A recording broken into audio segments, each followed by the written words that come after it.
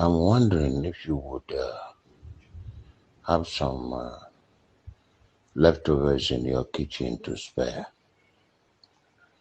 Reason is, people who used to help me have all withdrawn their help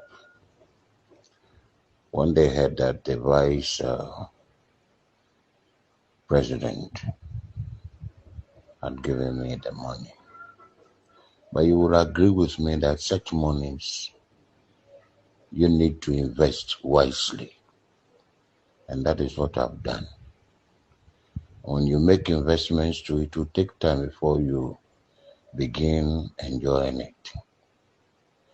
Now, I was so hopeful that what the Greater Accra Regional Minister promised will be forthcoming regularly. But it came once, and that's all. I was in his office a few days ago, but I was told, as a follow-up, but I was told he's traveled and they are on leave. Right now, the situation has created a lot of problems for me because, a lot of people used to help me a lot. But now, everybody, I even understood that some people had contributed some money in the US to be sent to me. The moment they had it, everybody went for his money. Also, in the letter that the Greater Accra Regional Minister sent to me, there was the mention of one McDan that he had given me 5,000 cedis, but it's not true.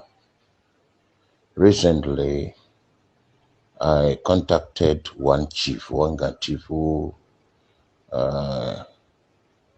is close to the man, and he made me understand that the man actually released the money, but when he heard that the vice president had given me that money, he also recalled his money back. So this is the trend. So right now, it's a bit difficult for me, So that is why I'm saying, if you have some leftovers from your kitchen and you could spare. Because as it is now, it is really difficult for me. Thank you.